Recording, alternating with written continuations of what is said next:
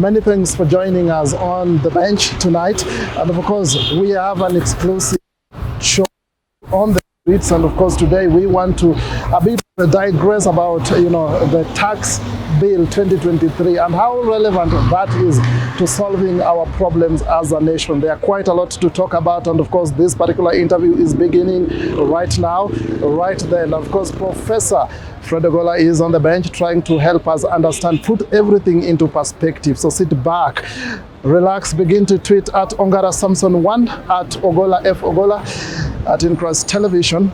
The hashtag is the bench on the street. Of course, we are beginning right now. Prof, welcome to the bench. Thank you very much. Last time we had a great time from Nairobi to Kawangware, and we are keeping on doing this. And of course, we just want to, dissect whatever we are seeing happening, especially in the country.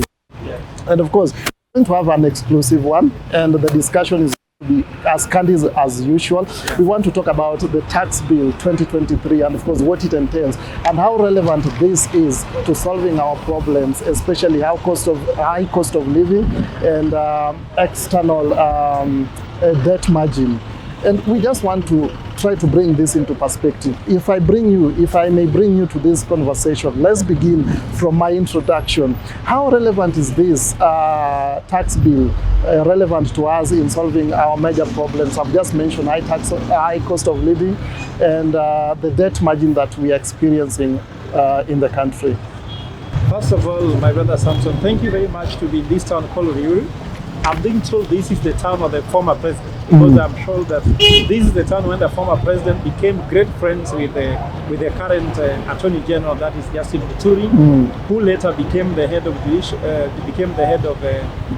if you like, the head of legislature, that is Parliament. I was the Speaker of Parliament when the president was the head of the executive. Can you imagine that two people become friends, then one head with one arm of government, then another one hands the other arm of government? So it's a good town to be in. The sky is great, the sun is up, and of course it's very heated. But actually that's what we need. That heat is what is the tax bill. Yeah. And I like how you call it. In fact, some people have been calling this thing a finance bill. It's not a finance bill, it's a tax bill. A finance bill should be how the government will make money and where the government will take money. But this is purely how the government will tax people. So if you ask me how relevant it is to reduce the cost of living, actually you should be asking me, how will we deal with the cost of living after the tax bill? Because for sure the cost will go up. For example, I'm sure we want to focus on an aspect of it, but just go to the fuel levy, which will move from 8 to 16%, which means for every liter it will move by around 12 to 10 shillings up. With that happening means that whenever you increase cost of fuel, everything goes up because everything need to be transported. In fact, when even you hear they're telling you that LPG gas will go down after the tax bill, it's impossible because LPG gas must be transported. Anything that moves with energy.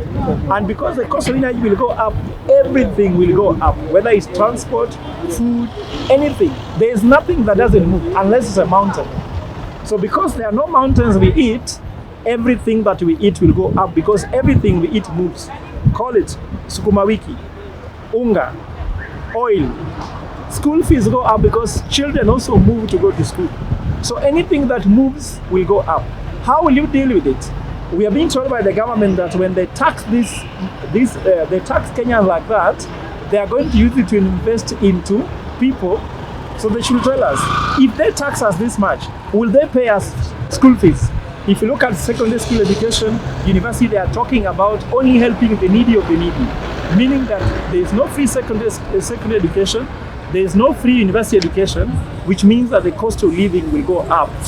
And of course, when the cost of living will go up, some Kenyans will be driven below the poverty line. So poverty index will also increase. You look at the economic survey being done, being told inflation has gone up, unemployment has gone up, and poverty has gone up.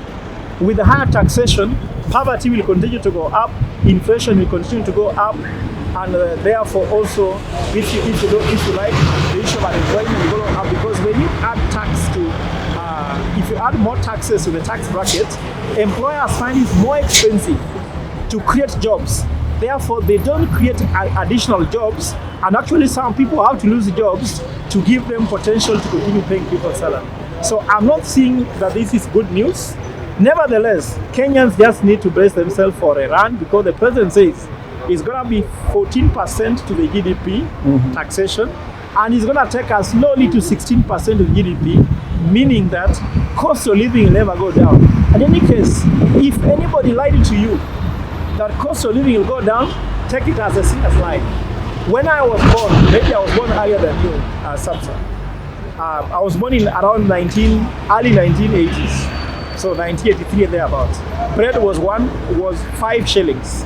Now bread can actually go up to 120, 150 shillings. Sugar, you could buy sugar for 2 shillings 5 cents. Now sugar is 480 shillings. It will never go down, and the cost of living will only go up. What can go up to help us, the cost of living going up, is your income.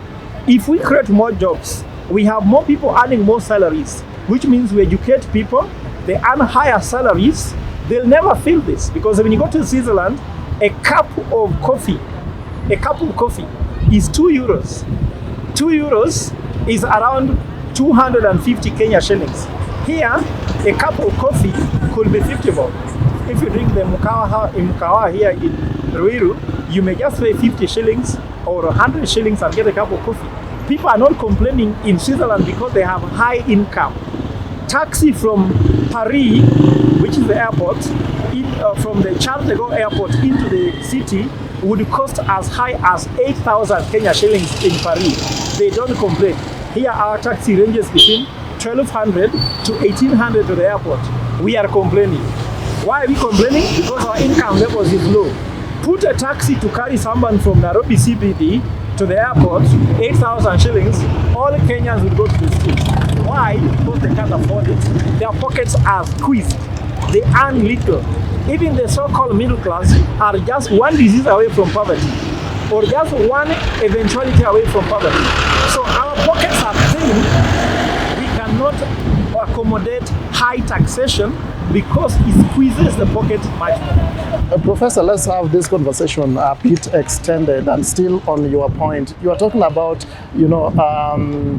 raising, the income of individuals, and of course we've also been talking about unemployment, which has also been a major issue over the years. How does this, how can we balance this when we don't have jobs, and we're also looking at the cost of living is higher, and some of the recommendations are just to increase the income? So how do we, where are we between the two, increasing the income versus now unemployment? Let me give an example. This is quite easy, a formula.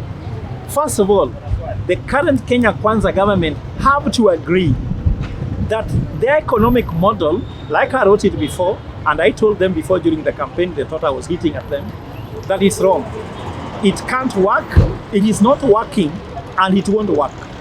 The economic model of taxing the base to feed the top, called bottoms up, cannot work.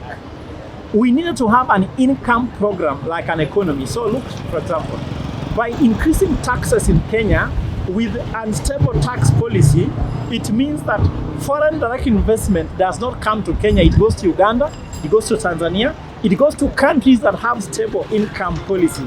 Like Tanzanian headlines are quiet about tax. Kenyan headlines are busy about tax, this, tax that. Ugandan headline is quiet about taxation.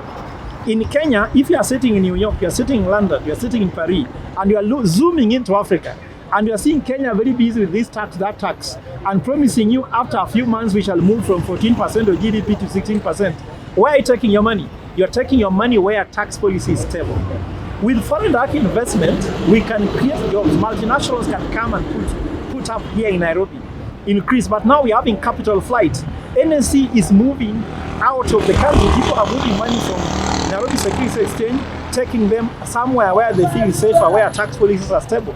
So by reducing taxation, you encourage foreign direct investment, you hedge against the dollar, because the dollar will start performing well when you have more dollars coming directly. instead of selling things in Kenya shillings, converting to dollars, then importing what? Oil. So I'm trying to say it's an economic policy that I've gotten wrong. Going to UAE and getting what's called government to government procurement of oil, it has not stabilized the dollar. Look at the front page of Business Daily today, shows it cannot work, it won't work. And if you do that, you are trying to say you are postponing your problem by having oil for 6 months, you'll pay later. Remember, after 6 months, those oil deals will come to be paid. After 6 months, the Eurobond will mature. After 6 months, the local loans will mature. Where are you going to get this money to fund when the economy is performing like that? So Kenya Kwanza needs to be told to get a hard-nosed economist like us here, seated on this page. David Lee is not a hard-nosed economist. Whatever he says is populism, attacking Kenya through what's called money illusion. Kenya has something called tumetenga ile, so we call them tume government. Tumetenga. Wewe kama mtu ametenga pesa, I don't see the money. Is it useful? Don't you think you need to have money which is given? I'm giving this money for school fees, not that I put aside. Money put aside can't help. Sometimes they need to have stimulus package in the economy to ensure people can begin to go to work. Kibaki never taught anybody anything. He just said free primary education. I'd put money there. But here we are having corruption is going up. Cost taxation is going up. When somebody wants to bring money to invest here to create jobs here with high corruption index, high poverty index, high inflation index, and high cost of living, it is impossible to make the economy grow in terms of creating employment. When you increase people's money at the pocket level, a government putting money on people's pocket is their money. If a government gives you 20,000 shillings now, Samson, immediately you'll use that money to buy samosa here. You can use it to border there. You can buy sukuma wiki there. You can buy a phone right there. And with that money, government collects it back again to use. And then the government also gives another person. The person does the same. So all the money in our pockets and bank account belong to the government. But this government doesn't think that the money that is in our pockets belongs to them. They think the money they take from us is their money. No. Any money in their pocket is not their money. Any money in our pocket is their money. That's how economy is built. Well, Professor, I want to read something for you. I want to read some figures for you, and I would like you to react on them. Something that, also people have been talking about, especially at this time of current era. So the government expenditure stood at around 1.34 trillion Kenya shillings from July to December 2022. And of course, in the first financial year 2022, that is what I've read, and the expenditure, their spending rose to nearly 3.02 trillion in 2023, beginning 2023, compared to the revenue collection, which is 7.2 billion. 7.2 billion shillings in the beginning of 2023. That is, I presume, per month. So clearly, this indicates we are spending what we don't collect. Because if you look at what we have right now, we are standing at 3.02 trillion. And if you do that calculation of 7.02 billion, then we are spending what we don't collect. Yeah. So this is where we have now the borrowings, and also now where the debt. How can we now fix the debt with what we collect versus what we want to spend? Now let me tell you something here. That the government, the budget that read by Uhuru Kenyatta, that should bring us until the next budget season, was 3.01 trillion. Now the government has come up with a budget of 3.6 trillion. Now, is the economy growing at the same rate as that budget? No. So what we are looking at, the government should be very clear about what they collect, what they spend, and what we get. But this government has never talked about if we invest 3.6 trillion into this economy in terms of government budget, how much will the economy grow? They have not actually given you that answer. If they are given you, tell me what. They are just concerned about how much input they get, not how much output we get. How much school fees, how much will we access education? How much will we access healthcare? How much will we access goods of life like cost of living and the rest? The government needs to come to explain that. Having said that, also there is a lot of untruth about the report you are getting from here. If you go to KRA, they'll give you different figures. If you go to Treasury, they'll give you different figures. If you go to Kenya Bureau of Statistics, which is the official government statistics body, will give you different figures. And also, if you go to IMF, we'll give you different figures. So there's a lot of opaqueness, or what do you call a culture of opacity, where everything is opaque to everybody. Who knows the exact numbers? Even ask them, how much sugar do we import? They don't tell you. How much beans? Everyone has different figures, which means, first of all, the government doesn't tell the truth, because in a country whereby every figure comes from everyone, then it means that there is no figure that can be justified. But if you go to the website of Treasury, that is where you can start trusting what is happening. If I tell you the truth is that this budget is easy to manage. The only thing is that the corruption is killing this country. Go to the website of EACC. They have said that the government of Kenya loses 608 billion shillings to corruption every year. So if you get from that figure you're telling me about that deficit, we're only having 200 billion deficit, isn't it? Yeah. So then if you borrow 200 billion in a year, you can find how to pay it back. But if you want to borrow 800 billion and still 608 billion shillings, then how will you get the revenue from the money you have stolen? You tell me, if you're a businessman and you borrow 800 billion shillings to invest 200 billion in the business and still 600 billion and do other things that has nothing to do with business, how will you able to collect revenue from where you're not invested?